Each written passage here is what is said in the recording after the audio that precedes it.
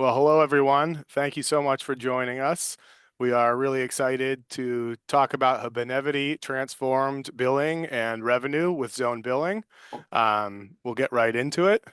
So to start off, let's talk about who your hosts are for today. I'll introduce myself quickly, and then Don and Lance, I'll ask you to both introduce yourselves as well. My name's Elliot Cohen. I'm a private equity lead at Zone & Co. So we have a partnership with HG Capital. We work closely with Ann and James and Regia, supporting several portfolio companies at HG with our solutions. And I won't talk too much during this call about us. We want this to be more about Benevity and their journey with ZoneBilling. But at Zone & Co., we make software solutions that sit on top of NetSuite to extend and enhance your ERP. So we have solutions in the order to cash space, AP automation, procure to pay, record to report, and beyond. So if you need help with extending and enhancing your ERP, we're the ones to talk to. But we're really excited today to talk about our advanced subscription billing solution with Don and Gil from Benevity. So Don, could you introduce yourself quickly for the group? Of course, yes. My name's Don Gill. I'm the order to cash manager here with Benevity. For those that don't know, Benevity, we're a global goodness software provider. So essentially managing the charitable giving for our clients and their employees, basically allowing them to donate to causes that kind of resonate and speak to them. Like this month, November, it's Movember. So that's a cause that really resonates with me. So it allows your employees to go into our website, into our software, donate to that cause, get matching by uh, the clients as well. So we've worked with a lot of the Fortune 500 companies, allow them to get away from working on spreadsheets and manual tax receipting.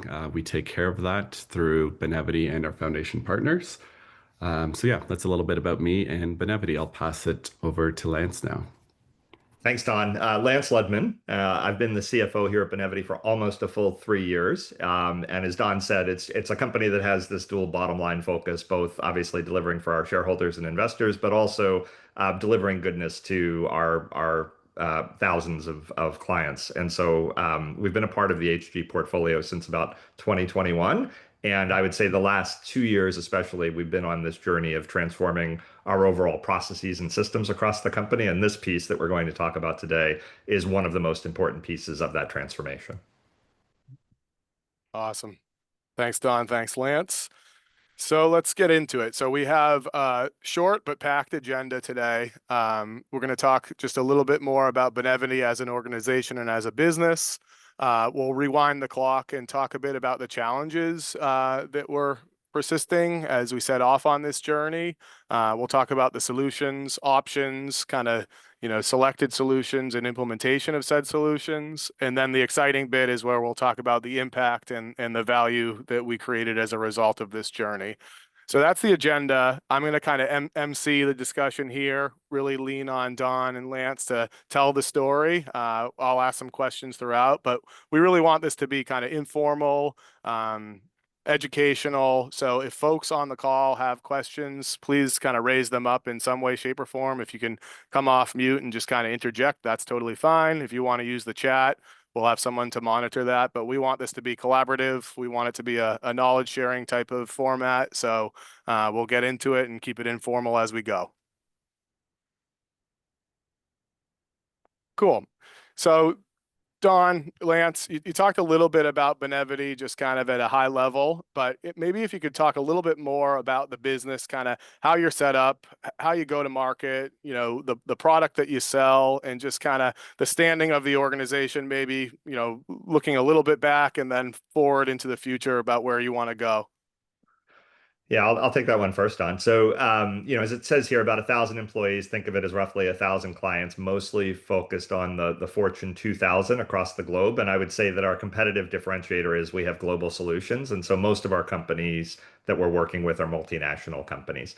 If you think about just the profile of the revenue of the company, we are a SaaS software company. So about 55% of our revenue is recurring ARR contracts. And then about 40% of our revenue is actually the transaction fees that we collect when we move either donations or grants from our clients to the causes that they choose to donate to.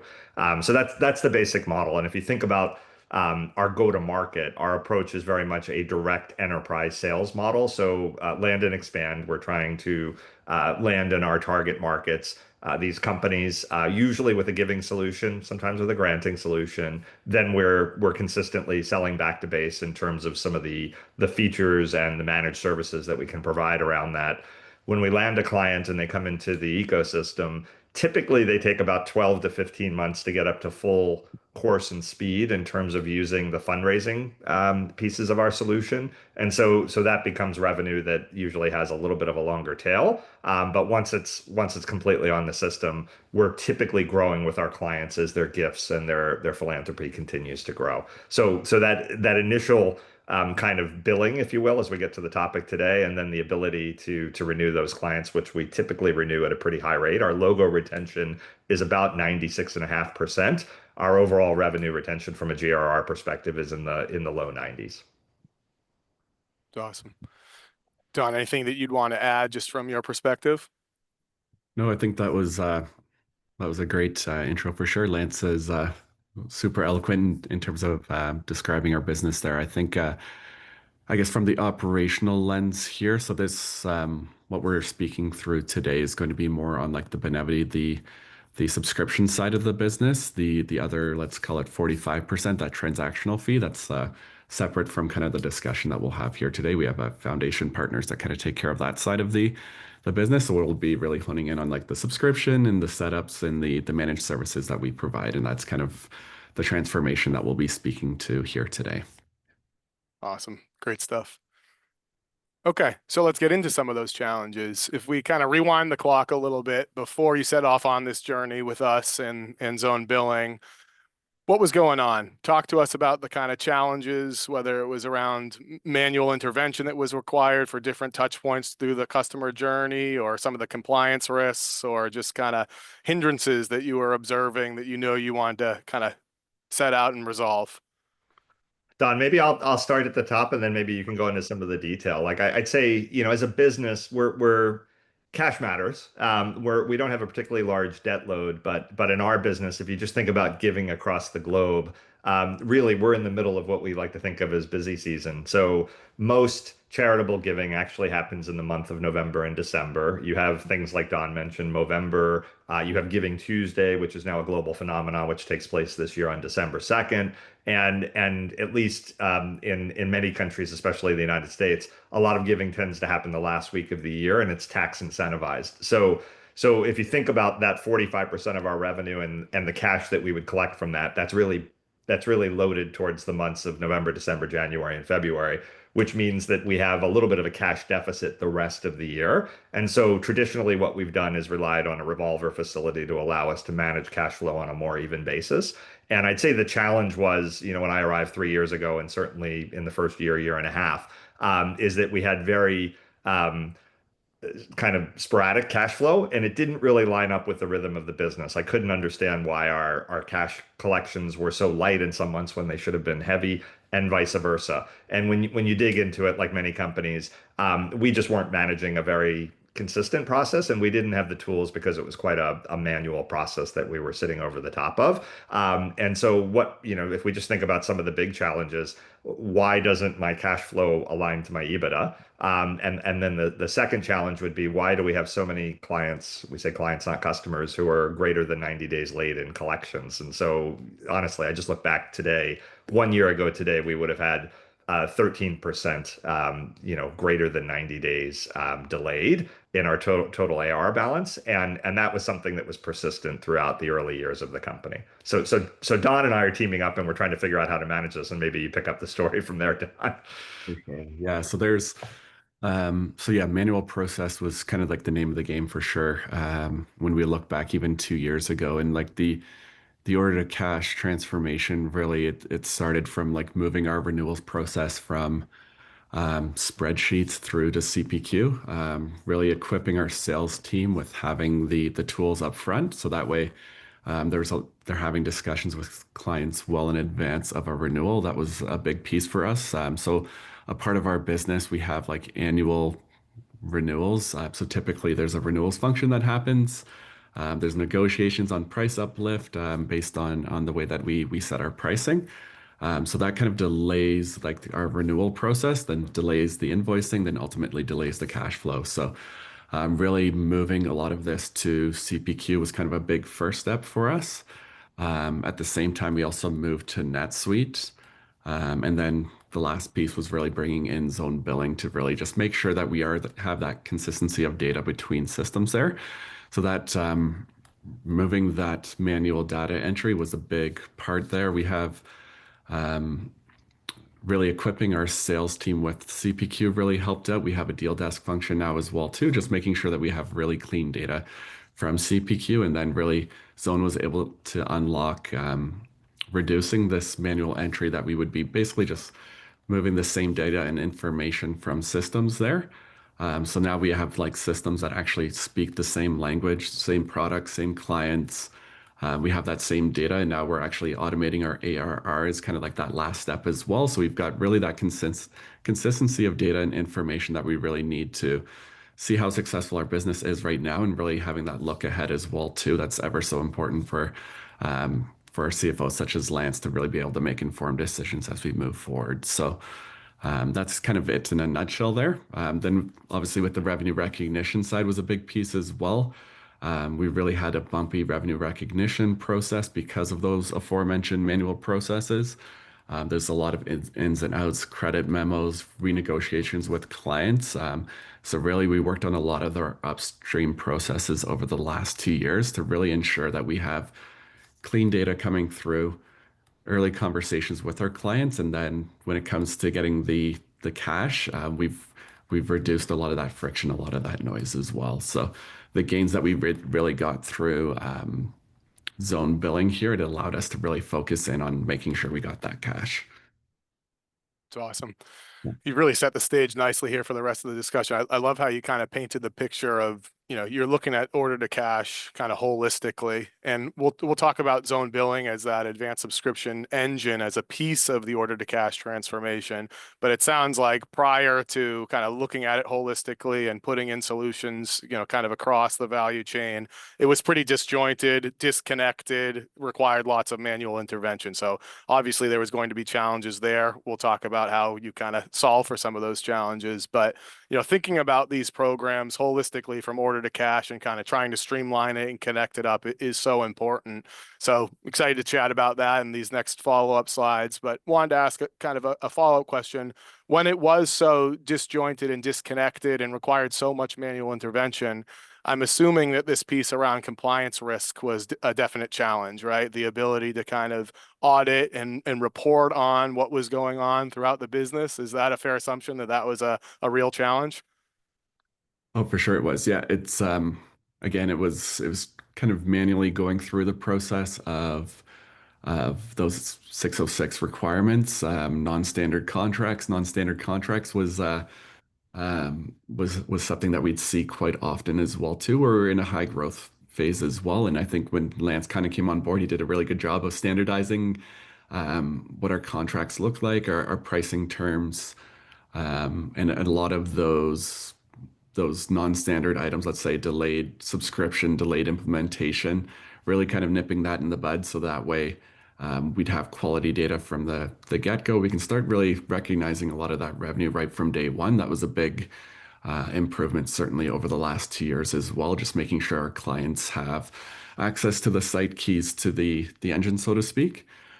So that was a time-consuming process. We've also have now we have like our revenue recognition. It's automated in a way through our processes, through our item code setup. So that way it's really reduced a lot of the friction with our revenue accountant. Now it's more just going through analysis, seeing outliers, versus having manual release of our revenue. Yeah, I might just double click on something Don said there because it was really important for us. So, Fortune 2000 clients, very demanding. And, as a small company that grew up quickly, sometimes we were a little bit over sympathetic to the needs of our clients.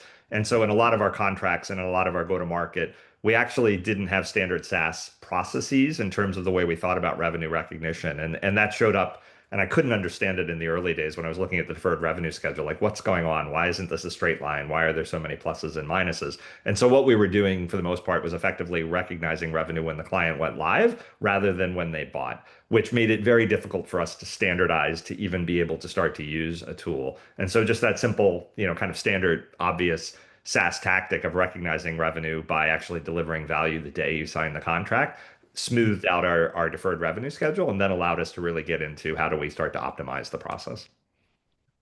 Awesome. So I want to stay true to what I said, which was to keep this conversational and give folks opportunity to chime in. I'm not sure if folks can come off mute, but I'm curious to know from the group if any of these challenges are resonating or hitting home or relevant. If no one else can mention anything, Anne, I wondered if you had any comments that you wanted to chime in with. Want to keep this open.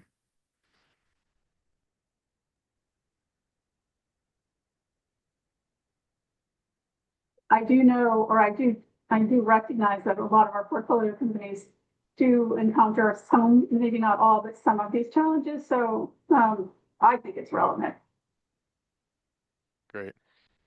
Okay. Well, with that in mind, these were Another the thing challenge. kind of Okay, go another ahead, thing Don. to kind of speak to, like the complex billing. So some of that was contract driven. Some of that is like when you're dealing with these large global clients, they have um, complex billing arrangements. Maybe it's staggered billing.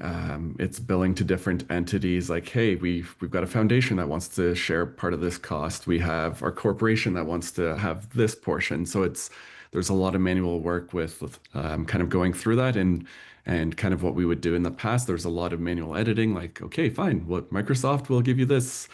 Well, we'll send it to these 12 different entities. And there's quite manual kind of going through that. And then the complications then with our ARR reporting kind of downstream as well. And what that kind of looks like across the business. There was a real impact with, okay, now our systems aren't synced. Salesforce says, here, we have client A, and then we have client A, B, C, D between systems. So really just making sure that we spoke the same language on the sales side.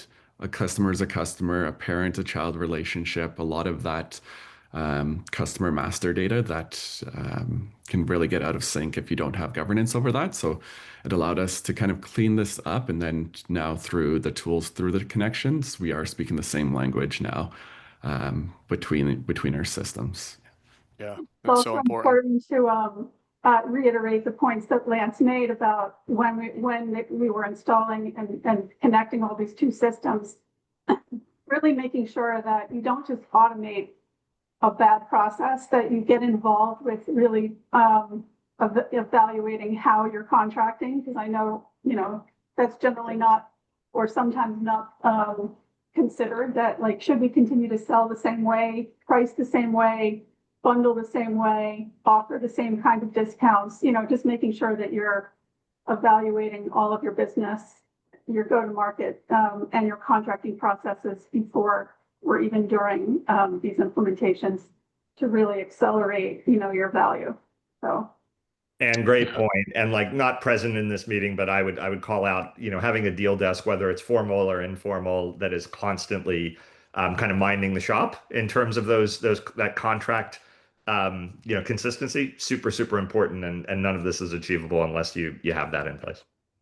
Yeah. Yeah, Elliot, I was going to say there's a kind of tipping point where businesses go from being quite simple to quite complex. And one of the kind of the consequences of that is in the billing space. So, if you are a business that do annual billing, and a handful of products, it's fine for people to manually enter those into your ERP or use sales order processing and all that kind of stuff. The moment your go-to-market motion includes, well, we want to do co-terming of agreements, we want to sell additional things that are going to kind of do amendments and things like that. The scale of the operation that you need to handle all of that if you're doing sales order processing is on a different level. Like you can do it, but it's not the same, one or two people that you would have had when you kind of started. So the right time to put in a solution like this is before you get to that complexity. But Right. knowing when that complexity is the hard part. Yeah.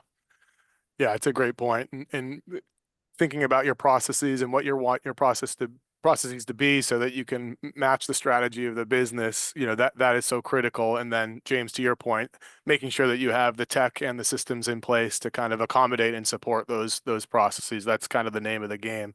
And I think it's actually a great segue to the next slide here, where we start to think about the solutions that were available or could have been considered. And first and foremost, we wanted to kind of compare and contrast the option of kind of doing nothing or using NetSuite out of the box when compared to a more advanced subscription engine like ours. So we'll spend a little bit of time just comparing those two options, and then we'll talk about some of the other solutions that were considered and why ZoneBilling ultimately felt like the right solution for Benevity. And then we'll talk about the journey of adopting and implementing ZoneBilling.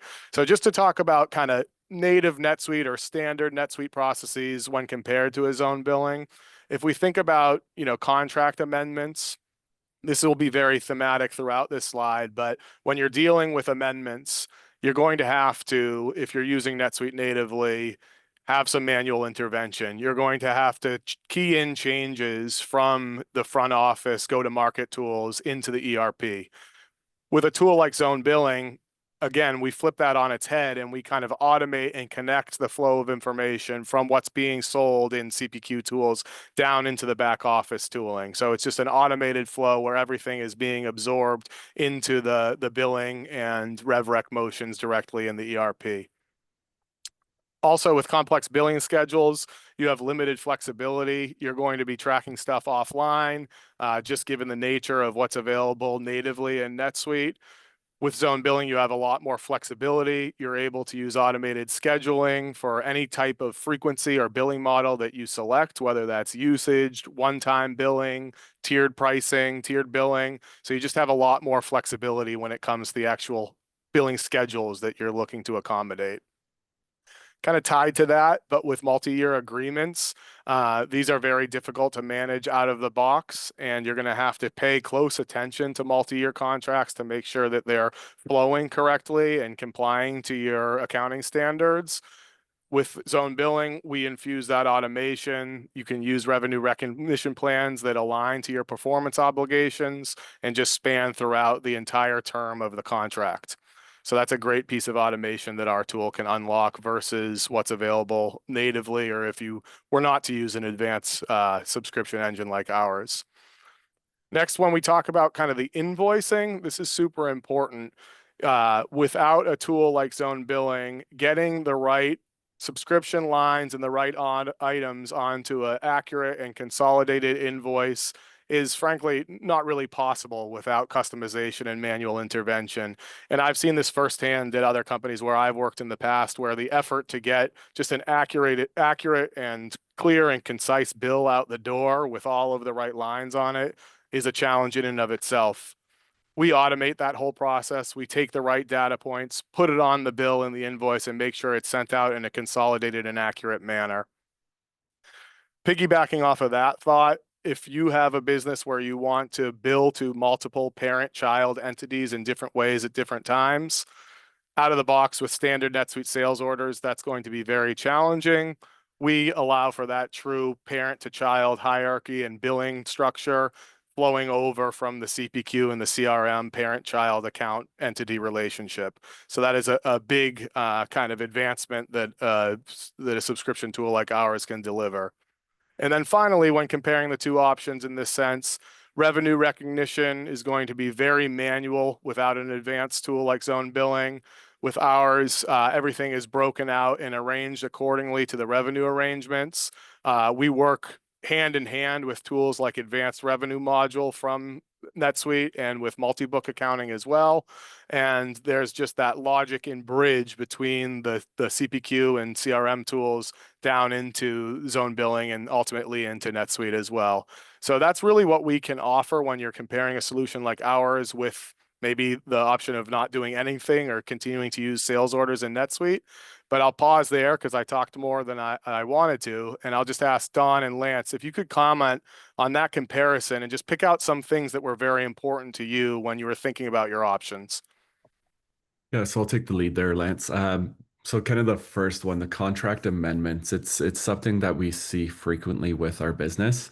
So you're trying to upsell the client constantly, and what we do, we commingle and we prorate to a renewal. So that's kind of our standard process there, just reduces administration. So like there could be sometimes upwards of 5 different subscriptions over the course of the year that you're adding on. Say you want to add volunteering to your program. Say you want to add some forms. There's other things like that that we would add over the course of the year.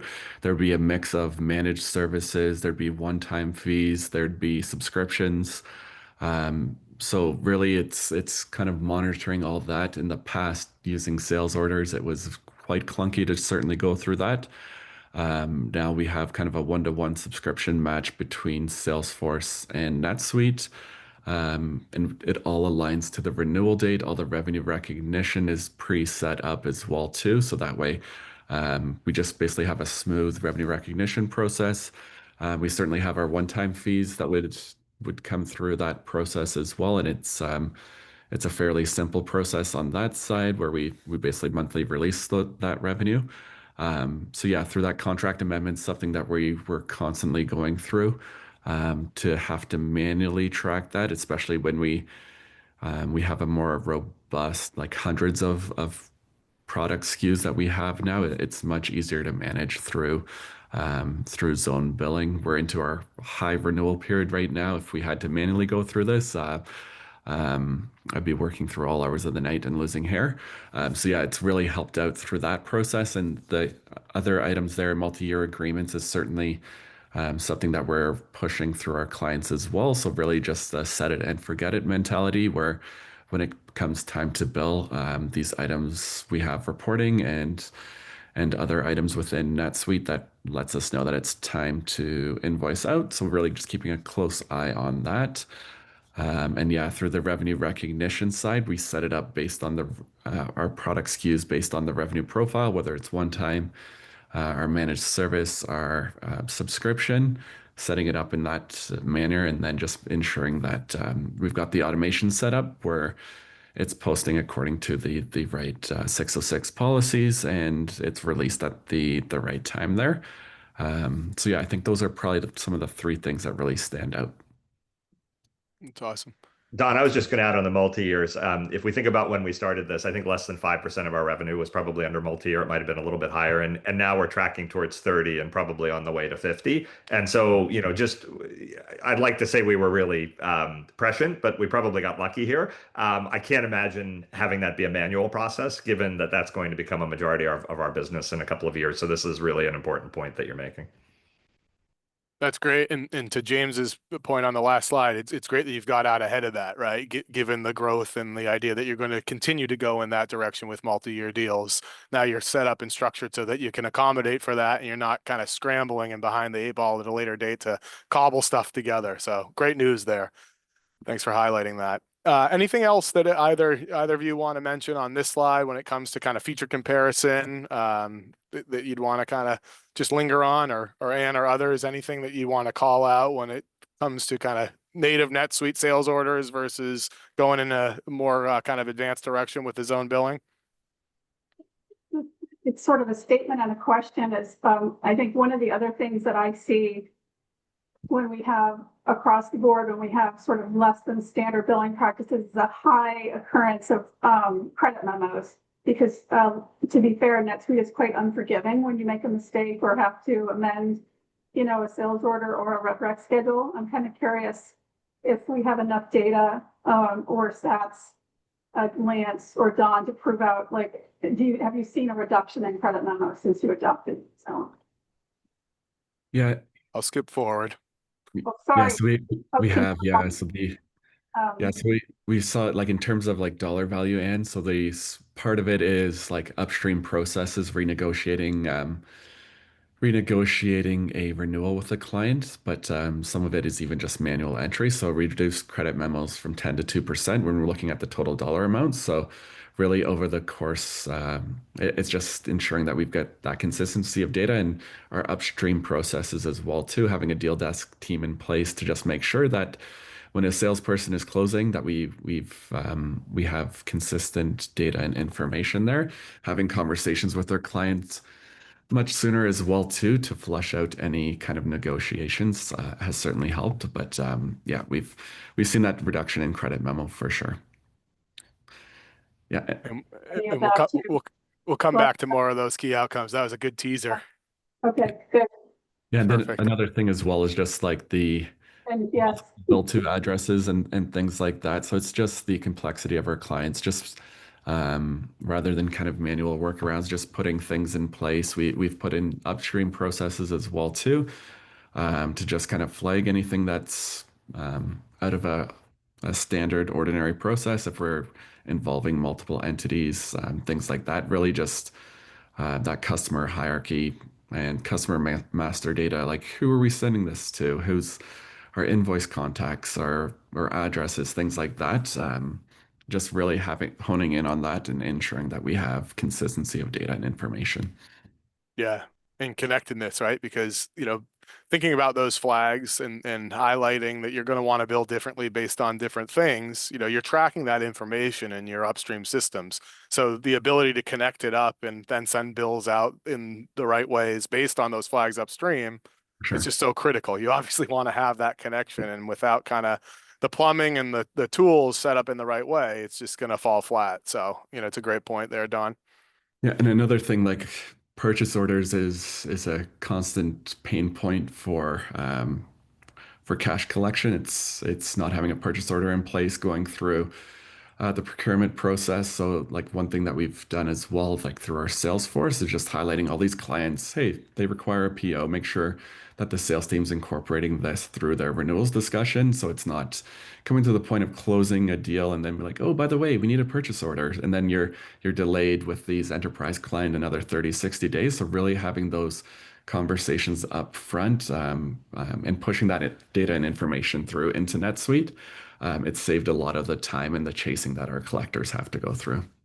bring that to their commission. In other words, it can't get marked to close one unless that PO is in the system. For sure.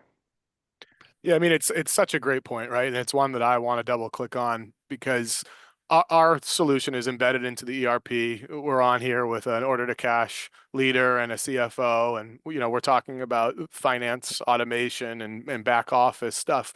But the connection point and the benefit from go to market motions down through billing and revenue recognition, it's just so prevalent, right? And the benefit that adding a tool like ZoneBilling can bring to the way that sales and marketing do their jobs and connect it up with how the office of the CFO works is just so apparent. And so I love the fact that we're kind of making that point here. I just think it's so true.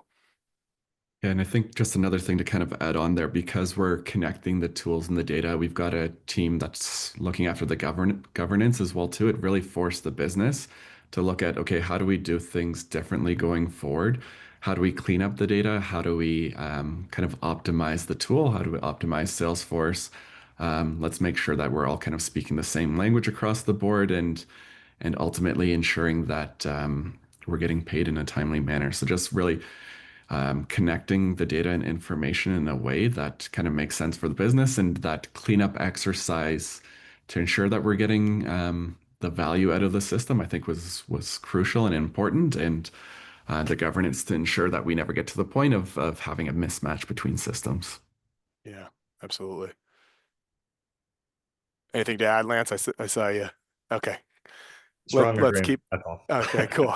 Great. Let's keep going because now we're segueing nicely into this piece. Let's talk about the implementation. So, and the selection of ZoneBilling. So went with ZoneBilling. Great choice. We're very grateful for that. What went into the implementation? I've highlighted here that it was maybe a 3 to 4 month phased implementation. Don, I'd love to hear from you about kind of what went into the implementation. You talked about some of that kind of data cleanup and organization to get you started, but tell us more about the journey. Yeah, so yeah, it's about a 3 to 4 month implementation. We contracted out a lot of the back end, kind of like the implementation expertise there. So what we kind of brought to the table was like, okay, here's here's our scenarios that we're working through. We went through hundreds of different scenarios based on the co-terming, the various revenue elements, the product types. So really just making sure that we had that consistency of data. So a lot of the aforementioned pain points with the manual process, just making sure that we kind of addressed with multiple scenarios. We have various entities as well too, subsidiaries that we bill out of. So making sure that we had that compliance across our multiple entities as well. Aligning Salesforce and NetSuite, so really making sure that we had the consistency of data and information between systems from what is a client, what's a parent, what are the addresses, what are our contacts, a lot of that customer master data cleanup. And then finally, yeah, the revenue recognition side, making sure that our products and SKUs that we had the similar list between the two systems. Salesforce was quite light in the past. We now had like a one-to-one match, less manual entry into entering what a product or service might be, and just making sure that we had the revenue profile set up based on what revenue we were ingesting from the systems. And yeah, really just setting up those pieces in place. We also have a tax automation as well too, so incorporating Avalara into this process as well too, and making sure that we were crystal clear on those product and revenue items there. So yeah, we went through quite a heavy testing period there. 3 to 4 months was, I think, a short time period, but it allowed us to really kind of hone in and focus, and we use some of that contracting expertise in terms of what our best practice would be in terms of implementing Zone and the upstream processes, and the ARM module as well too within NetSuite to automate our revenue process. It's amazing. Yeah, I would just add there, like on number two, especially creating a single source of truth across Salesforce and NetSuite, basically. It looks like it's a 3 to 4 month exercise. It sounds easy on this piece of paper. It's not. Like, it is painstaking. And the number of reviews, and I want to thank HG especially, but the number of reviews we did as a collective team. Why is this data element different? Why did that come up different this month? Why is that not syncing? It was painful, but you have to do it and you have to be committed to it. And so I really obviously commend the effort of everybody on the call here, but also getting an outside consultant to pick up some of the work slack and ensure that we can both run the business as well as fix the business at the same time was a critical success factor, I would say, in ultimately getting to the end of the process. My question of these three things, which one took the most time in it? Was it more aligning the data, getting the data clean and reconciled, or was it this coming up with all the use cases? I mean, for the RevRef piece. Cleaning the data for sure. Yeah, Yeah, Yep. ensure we had consistency of data between the systems. So it's especially in the past life, we would have had like Salesforce was like our sales team kind of entering the data there, and I'm sure a lot of us have worked with our sales team. They're really focused on getting a client in the door, and like consistency of data and information may not be at the forefront of their mind. It's like, okay, let's get this deal in. And then, yeah, accounting and finance will will clean this up. So really having that deal desk team, I think, certainly helps out ensuring that we have quality of data and information that's coming through. And just the governance, we work hand in hand with the deal desk daily, weekly, monthly, just making sure that we have that consistency of data and information. So we're ingesting great data right from the get-go. And we've set up our tools as well if we are getting new products and SKUs, just ensuring that my team or me specifically is looking at those products and SKUs, new clients, new data, and making sure that we have the right information right from the get-go with these new clients and new setups. Yeah, just on that, Don, I mean, it's the obvious, but I'll state it. Having sales, RevOps, deal desk, basically, and finance all agree that closed one is actually closed one is the key step in the process. We all agree that the data can be consumed both sides, and that it's going to be clean for the next step in the finance process. It's awesome. Amazing journey. Congratulations on the success. And Lance, you mentioned, this is a daunting and, serious time-consuming, painstaking undertaking. I mean, for the scope of work that you all did and delivered, 3 to 4 months, it's a long time, but also, you delivered a lot in kind of a short window of time as well. And I think, putting in those efforts and going through those painstaking motions, obviously, per the discussion, are paying off, and we'll talk about those impacts. But also, one kind of specific thing I'd like to comment on is that data cleanup, looking at the SKUs, looking at the data points that you're collecting. That's going to be necessary at some point in time. And the idea is that if you then structure your processes in your tech stack, ideally you're not having to do it again for a long time, right? So it kind of one thing leads to the other, and now you're off and running in a scalable way, and you've got what you need. Is that a fair assessment? It is. I mean, data cleansing's never done. We're going to sell new products. We're going to have new clients. Things are going to change. But kind of constant Pareto curve. What is the amount that's critical mass? Is it 80? Is it 90? Is it 95? And then how can you move forward on that? Is the only way forward. And in my experience, and I think we've maintained that. And frankly, we continue to get efficiencies just because of the work that we did the first time. The eternal cleansing, if you will, gets easier and easier every cycle. Awesome. So I'm noticing there are a couple questions or comments here in the thread, so I'll just pause. We're doing okay on time, so I'll review some of these. We find contract amendments are one of our biggest complexities as a business. We don't use NetSuite or ZoneBilling, but due to different product types, RevRec types, and billing types, it is hard to find one solution that fits all. I could give my take on that, but I don't know, Don, maybe did you want to comment on that one? Yeah, that's a similar issues that we certainly were going through. We were using Intact in the past. There was a number of different reasons why we moved over to NetSuite. Functionality, the multi-book, being able to consolidate. It's saved quite a few days in our month-end process. But yeah, the native NetSuite and being able to connect tools like ZoneBilling has really helped us out across the business here. But yeah, we've different product types, revenue recognition type, billing types. That's even within a particular client, we might have certain line items that they want to build out quarterly versus an annual billing cadence. There's different revenue recognition types. We can kind of separate them into what those recognition types are and then kind of let the system do the work. So that is certainly something that both NetSuite and ZoneBilling has helped us out with the business. Like we have multiple product types, revenue recognition types, billing types, and that's done even at the order level. So it's really helped us versus manually having to parse out this information. You can even just set it up within ZoneBilling to separate out specifically those billing types, consolidate billing, bill individually. It's really rather than spending a half hour, you can spend a couple minutes to really set that up. Yeah, just to confirm the point. I mean, dealing with all of those different flavors of complexity, that's why ZoneBilling exists, to kind of extend what NetSuite offers natively out of the box and make sure you're contending with all of that complexity in all of the ways that you want to.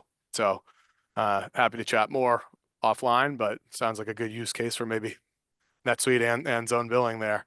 The other question that's in the chat is, can you recommend any reports to use for reconciling or investigating outliers or exceptions? We find it quite time consuming to investigate. Don, I'll leave it to you to give your perspective.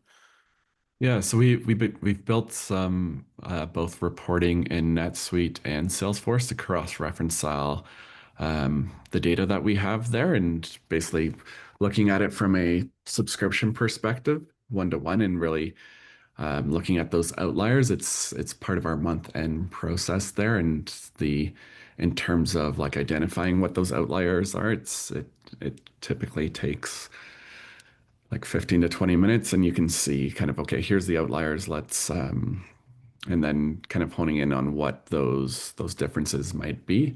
A lot of times what we find is it's something that has happened upstream. So then we correct that behavior.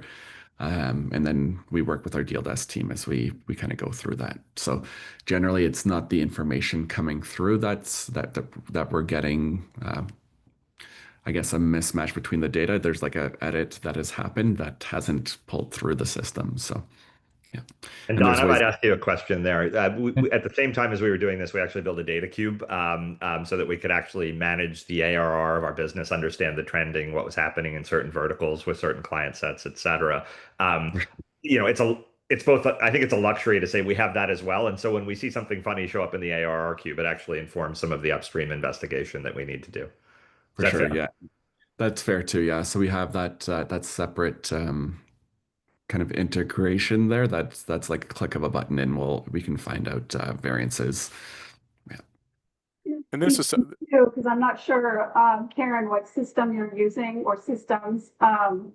But we now have a couple of instances where we've deployed a Claude AR connector to NetSuite that can, and to Salesforce that can actually, at high volume, we can let Claude do all the heavy lifting of finding where there are discrepancies and actually suggesting, solutions.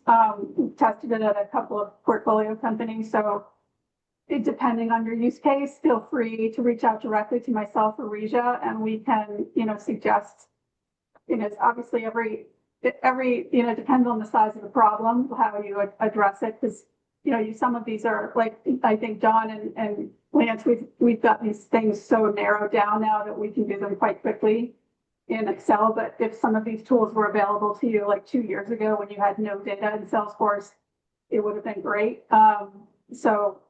Karen, feel free to reach out directly to myself or Regia to see if your problem could benefit from some of these Gen AI tools and connectors. Everybody who has NetSuite has this connector free. NetSuite is not charged for it. So, and honestly, Don, you and Lance, we can talk about it with you guys as well too.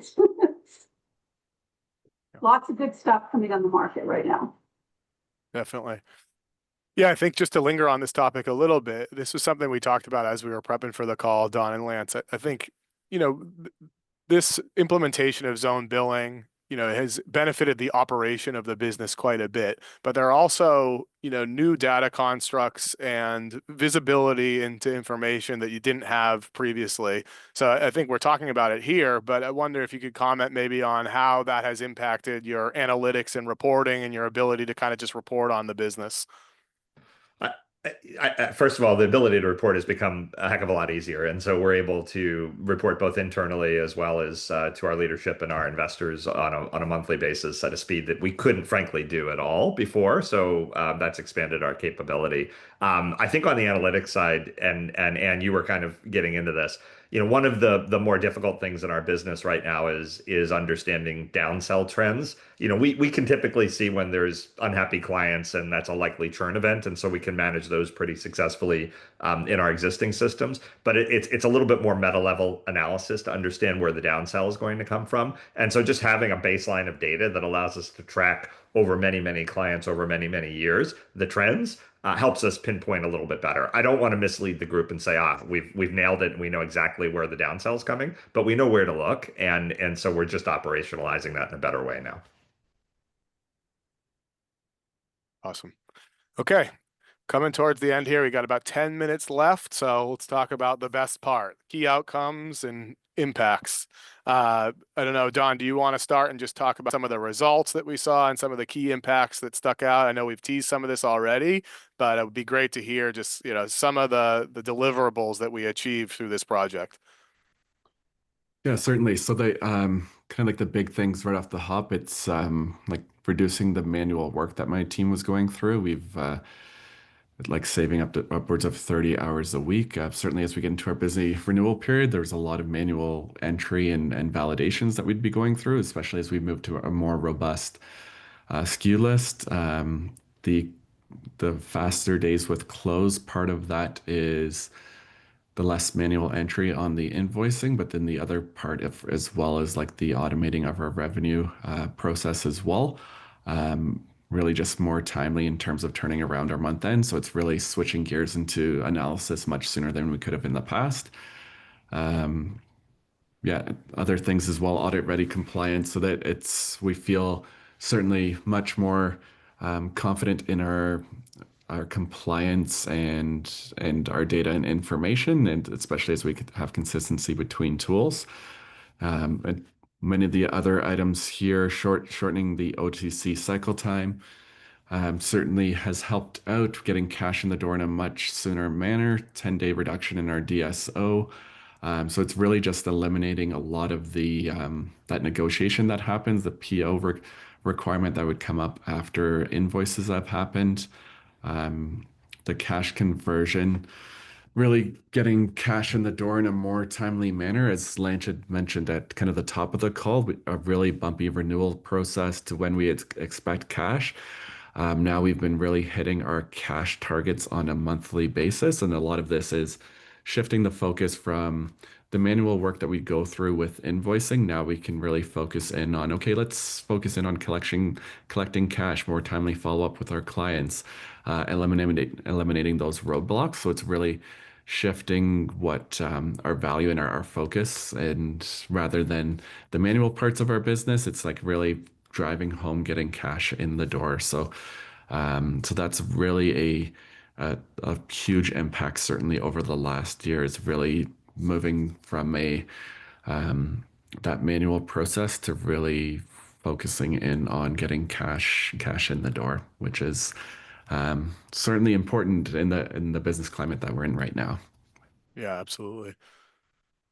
Yeah, that's the holy grail for me, obviously, and I think for a lot of folks on the call, Elliot. So, we would be in management meetings and board meetings, and we couldn't quite explain why, we had 60% flow through of EBITDA to the bottom line, and it was basically all of the hiccups in the process. And now we're consistently able to see the fruits of a lot of the operational leverage that we've been able to create actually falling immediately to cash.